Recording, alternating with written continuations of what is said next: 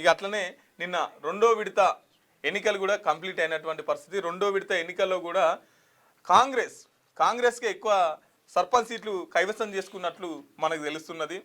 ఇక గెలిచిన వాళ్ళు సంబరాలు చేసుకుంటుంటే ఓడిపోయిన వాళ్ళు మాత్రం ఇక దేవుని బొమ్మ పెట్టుకొని మాకు ఓటేసిరా లేదా, దేవుని మీద ఒట్టేసి చెప్పురి, ఏ లేదనుకో మా పైసలు మాకీరి, ఇట్లా తిరిగి పైసలు వసూలు చేసుకునే కార్యక్రమం ఓడిపోయిన వాళ్ళు వేసుకురు.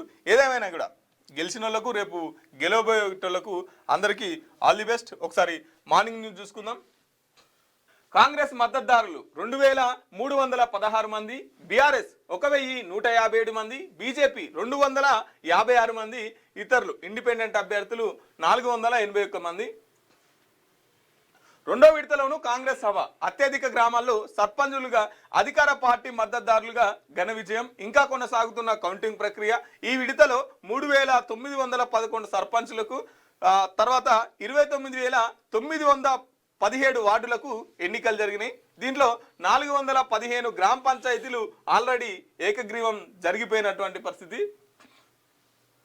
రెండో విడత గ్రామ పంచాయతీ ఎన్నికల్లోనూ కాంగ్రెస్ బలపరిచిన అభ్యర్థుల హవా కొనసాగింది. తొలి విడతలో అత్యధిక స్థానాలు కైవసం చేసుకొని జోష్ మీద ఉన్న ఆ పార్టీ రెండో విడతల్లోనూ విజయం పరంపర కొనసాగించింది. అత్యధిక పంచాయతీల్లో కాంగ్రెస్ మద్దతుదారులు సర్పంచులుగా విజయం సాధించారు. ఈ విడతలో మొత్తం 4331 పంచాయతీలకు నోటిఫికేషన్ ఇవ్వగా 5 పంచాయతీలు 108 వార్డుల్లో నామినేషన్లు దాఖలు కాలేదు.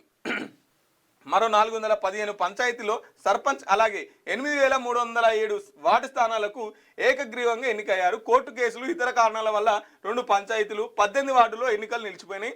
దీంతో మిగిలిన 3911 సర్పంచ్ 29917 వార్డు మెంబర్ స్థానాలకు ఎన్నికలు జరిగాయి. సర్పంచ్ పదవుల కోసం 12782 మంది, వార్డు మెంబర్ల కోసం 71071 మంది అభ్యర్థులు బరిలో నిలిచారు.